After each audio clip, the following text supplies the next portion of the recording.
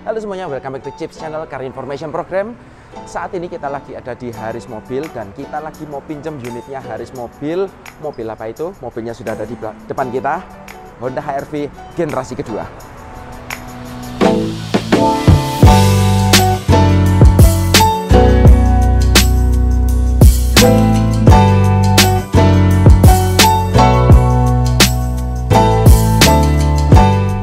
Ya teman-teman, kita bawa langsung mobilnya karena tadi di showroom itu kurang memungkinkan tempatnya, trafficnya juga terlalu rame.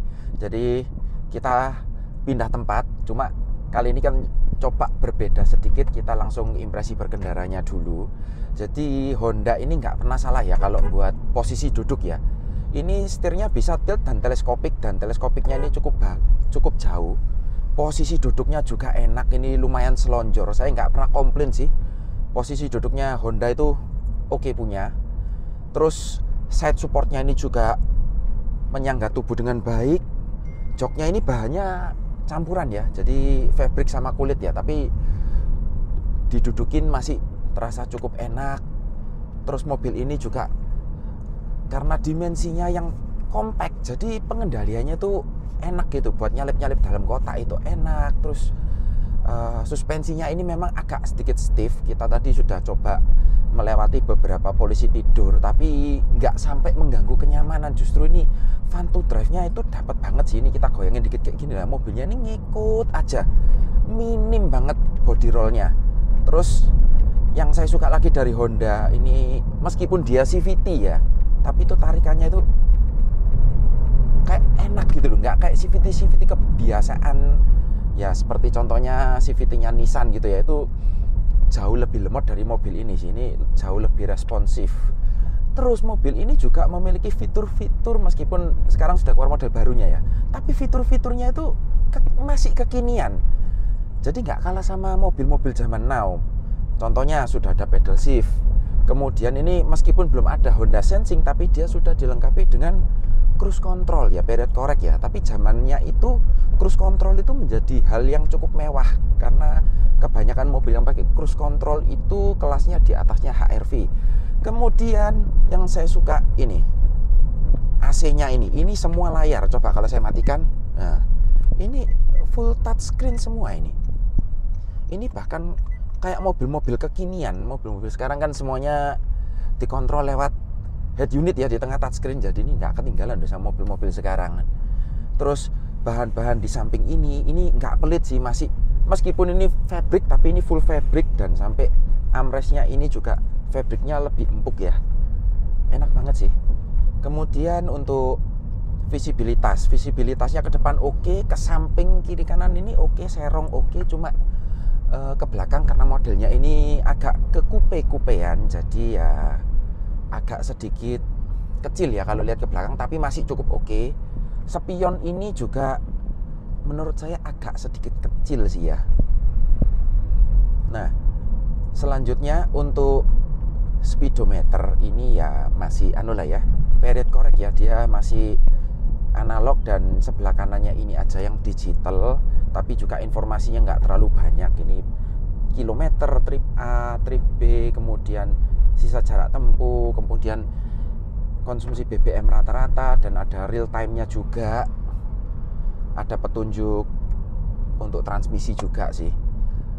Nah, yang menjadi PR-nya Honda itu masih tetap, jadi suara kolong ini masih cukup terdengar ya. Ini kita jalan di 40 km per jam, ini suara kolong sudah cukup masuk. Kemudian untuk suara dari samping kiri kanan ini juga masih cukup terdengar ya. Motor-motor standar itu masih ada masuk, tapi ya nggak terlalu sampai yang kedengeran banget sih. Cuma ya harusnya bisa lebih baik lah, karena saya lihat di depan di antara pintu itu sudah dikasih karet. Saya berharapnya itu bisa lebih baik dari ini, tapi ya ternyata masih cukup masuk lah ya. Mungkin satu ya yang perlu agak pembiasaan ketika kalian menyetir mobil ini yang saya rasakan, remnya ini cukup sensitif. Jadi kita tekan dikit aja itu kayak mobilnya udah kayak ngerem gitu. Jadi perlu sedikit pembiasaan. Tapi untuk sisanya mobil ini tuh seperti didesain, meskipun kalian mungkin baru pertama kali nyetir mobil ini ya, tapi mobil ini sepertinya didesain untuk langsung kalian bisa mengenali semuanya. Jadi pengoperasiannya itu mudah. Kadang ada mobil yang pengoperasiannya agak jelimet, tapi itu tidak terjadi di mobil ini. Dan mobil ini sudah kelihatan ya, dashboardnya arahnya ke bagian driver. Jadi mobil ini lebih driver oriented ya. So far sih saya ngelihat dashboardnya pun masih tampangnya ini masih nggak ketinggalan zaman loh, masih oke. Oke teman-teman, sekarang gimana impresi kita mengenai mobil ini? Tampang depannya sendiri bisa kalian lihat, ini modelnya masih nggak ketinggalan zaman. Meskipun ini generasi kedua dan ini tahun 2016 kalau nggak salah ya. Tapi menurut kita ini sampai hari ini tuh nggak ketinggalan zaman bila dibandingkan dengan mobil-mobil zaman now. Memang sih period korek ini lampunya masih kristal multi reflektor, masih belum ada DRL karena di zaman ini untuk DRL sendiri itu masih mobil-mobil yang kelasnya itu di atas ini. Dan untuk generasi kedua ini dia punya dua pilihan mesin 1500 dan 1800 cc yang bakal nanti saya jelaskan. Kebetulan yang kita pinjam dari Haris mobil ini adalah yang varian 1500 cc. Buat teman-teman yang kepengen beli mobil di Haris atau mau titip jual, kalian bisa langsung aja datang ke showroomnya Haris Mobil di Jalan Baratajaya, Surabaya. Untuk promonya sendiri kalian bisa pakai jasa Otospektor. Nanti akan ada garansi dari Otospektor ketika kalian membeli mobil di Haris Mobil.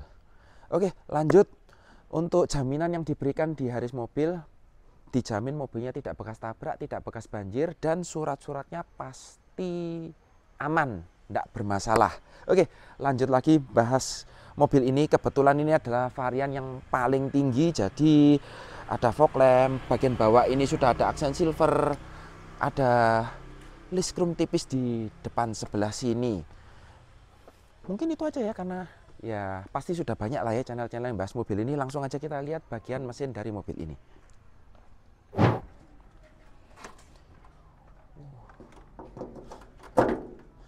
Jadi mesin mobil ini seperti Honda kebanyakan, berbagai mesin dengan BRV, Honda City. Dia pakai mesin 1500 cc, iVTEC menghasilkan tenaga 120 HP. Torsinya 145 Nm, menyalurkan tenaganya ke dua roda depan melalui transmisi CVT atau ada transmisi manualnya. Kalau kalian beli yang tipe S, kalau tipe yang E seperti ini hanya transmisi Matic only dan Maticnya CVT. Mungkin itu aja untuk bagian mesin. Yuk langsung kita pindah ke bagian samping karena ini bagian yang saya suka dari mobil ini. Nah, bagian samping ini menurut saya adalah bagian yang paling saya suka dari mobil ini. Kalian bisa lihat bentuknya ini coupe. Bahkan sampai sekarang itu banyak mobil yang dibuat ala ke coupe-coupean. Dan kalau kalian lihat ini sepertinya nyamar ya, kayak dua pintu ya. Padahal ini pintunya ada 4. Ya, karena handle yang di belakang itu diletakkan di pilar C seperti ini dan masih dipakai sampai sekarang ya. Kemudian untuk tipe E ini dia sudah dilengkapi dengan kunci keyless. Kuncinya seperti ini, masih belum ada remote engine start ya, masih standar aja untuk lock dan unlock. Untuk handle-nya sudah dilengkapi dengan tombol keyless di sebelah sini. Kemudian untuk spionnya sendiri dia juga sudah dilengkapi dengan lampu sein, bisa retract.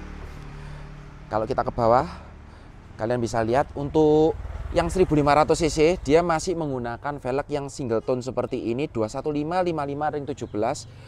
Rem depan belakang sudah cakram, stability control, auto hold, hill start assist sudah menjadi standar di tipe E ini. Oke, sekarang kita pindah ke bagian belakang yang menurut saya juga nggak kalah bagusnya dibanding bagian samping. Kalau kalian bisa lihat di bagian belakang ini memang dia masih belum ada teknologi LED, lampunya masih bohlam. Cuma entah kenapa ini sepertinya kayak ada kristal-kristal, jadi meskipun ini reflektor ya, tapi rasanya model lampu mobil ini tuh masih terlihat modern sampai hari ini. Dan malah terkesan kayak bling-bling gitu ya, nggak tahu kalau di kamera kelihatan nggak, kalau ini kena cahaya seperti kayak bling-bling gitu. Terus modelnya mobil ini kacanya agak mengecil dan dia seperti gendut, mengesankan bahwa mobil ini adalah mobil yang sporty, kayak mobil coupe. Di bagian bawah mufflernya juga nggak palsu, ini asli, sudah ada ornamen silver dan ada aksen chrome, dan di bagian bawah sini sebetulnya ini reflektor ya, cuma ini sudah diganti. Ada kamera belakang juga, di belakang juga sudah ada wiper, rear defogger, kemudian sudah ada high mount stop lamp. Untuk antena dia juga sudah model shark fin. Tapi FYI, untuk antenanya ini dia sudah gantian. Sebetulnya yang asli itu yang model short pole. Cuma saya sendiri, mobil saya sendiri juga saya ganti seperti ini dan tidak ada pengaruhnya di frekuensi. Oke, sekarang kita mau lihat seberapa besar bagasi mobil ini, karena ini modelnya coupe dan dimensinya cukup kompak. Oh ya, saya lupa. Untuk dimensi mobil ini panjangnya masih di bawah 4,3 meter, lebarnya 1,7 meteran, tingginya 1,6an, dan untuk wheelbase-nya sendiri berada di 2610 mm, yang dimana itu harusnya nyaman banget, lincah lah untuk dibuat meliuk-meliuk di kepadatan lalu lintas kota. Seperti ini bagasinya. Jangan salah fokus dengan ini tambahan aja, jadi bisa dilepas. Di samping sudah ada lampu, tapi masih berwarna kuning seperti ini ya, halogen. Terus di bagian bawah ini sebetulnya, ini ada ban serep. Ban serepnya ini full size, sama seperti yang dipakai di keempat rodanya, dan ada dongkrak serta toolkit. Untuk bagasinya sendiri, kalau kalian bisa lihat, ini sebetulnya ini sudah cukup besar untuk ukuran mobil seperti ini, dan agak sayang karena nggak ada separator ya. Nggak tahu, semua Honda kok nggak diberi separator, saya nggak tahu masalahnya di mana. Tapi andai kata kalau ada separatornya sih menurut saya sih lebih bagus supaya nggak bisa diintip ya. Untuk joknya sendiri pembagiannya 40-60. Untuk yang tahun ini masih belum ada headrest di bagian tengah, tapi di model yang facelift ini sudah ada headrest, ketambahan headrest di bagian tengah. Joknya sendiri bisa direbahkan. Jadi untuk yang paling tegak seperti ini bisa ditambahkan satu step, yang dimana lagi-lagi ini menurut saya mobil ini memiliki beberapa keunggulan dibandingkan dengan generasi terbarunya. Salah satunya adalah reclining jok ini. Di generasi terbaru reclining jok sudah tidak ada lagi, dan ini kalau kalian merasa kurang besar, ini masih bisa kalian lipat rata lantai seperti ini. Nah, kalau kalian lipat seperti ini, ruangannya gede banget, dan saya sukanya kalau Honda niat buat mobil ya, ini kan ada ultra seatnya, jadi dia tuh bisa bener-bener rata banget. Ini bener-bener rendah, karena yang turun itu bukan cuma hanya sandarannya aja, tapi dudukannya itu ikut turun. Nanti saya bakal peragakan di bagian dalam. Dan lagi-lagi kalau saya punya mobil ini, saya nggak bakal pasang audio seperti ini. Saya bakal pasangnya di samping-samping supaya tidak mengurangi kelegaan kabin atau fleksibilitas kabin seperti ini. Yuk, langsung aja kita masuk ke bagian dalam. Yuk langsung masuk aja. Ini hal yang saya suka dari HR-V generasi kedua. Jadi dia punya ruangan kabin yang lebih baik menurut saya dibandingkan dengan generasi terbarunya saat ini. Kenapa saya bilang lebih baik? Mungkin untuk soal legroom mungkin kalah ya sama yang terbaru. Ini sisa 4 jari. Posisi duduknya ini juga oke. Ini cukup tinggi, cukup oke. Kaki masih bisa selonjor ke depan, masih bisa masuk. Terus hampir rata ya, meskipun ada gundukan sedikit. Tapi yang paling saya suka, ini the moment of truth, yang tidak bisa saya temukan di HR-V generasi terbaru, yaitu headroom. Kalian bisa lihat, ini posisi paling tegak ya. Memang agak tegak tapi masih cukup oke. Ini kalian bisa lihat, ini masih sisa 3 jari loh. Untuk tinggi saya 180 cm, ini masih sisa 3 jari. Dan ini masih bisa kalian recline satu step seperti ini. Dan saya masih cukup, masih ada sisa 2 jari seperti ini. Dan ini duduknya sangat, menurut saya enak banget ya. Nyantai gitu ya. Kalian bisa lihat mungkin, ini bisa recline. Ini duduknya nyantai banget sih untuk perjalanan jauh. Wah, enak sih. Apalagi di tengah sudah disediakan armrest, meskipun armrestnya kecil dan agak tipis. Dan yang penting nggak ngeplek kayak kebanyakan Honda. Joknya sudah isofix. Headrest ada 2 untuk yang tahun ini. Yang sebelum facelift hanya ada 2. Seatbelt sudah 3 titik semua. Bahkan untuk yang bagian tengah, sorry, untuk yang tengah ini masih 2 titik, sorry. Masih 2 titik. Yang di atas ini ternyata cuma top tether aja. Kemudian hand grip model retract yang sebelah kanan aja yang ada hooknya. Seat belt depan ini sudah bisa diatur ketinggiannya. Kemudian tempat penyimpanan di bagian belakang jok depan ini ada 2. Di tengah ada 1 cup holder. Sayangnya nggak ada 12 volt socket, padahal ini ada kotakan kosong. Di bagian door trim dia ada cup holder aja, jadi dia nggak ada tempat penyimpanan lain, cuma cup holder, ada speaker.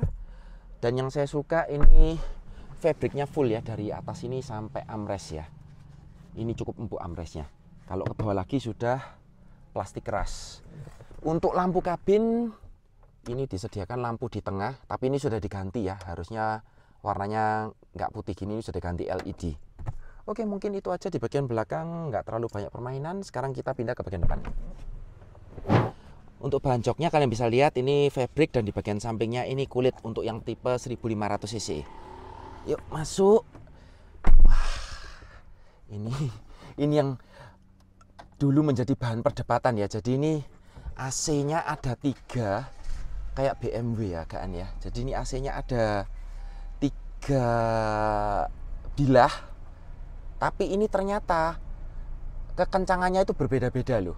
Yang paling tengah ini yang paling nggak kenceng, yang ini dan ini kurang lebih sama kencengnya.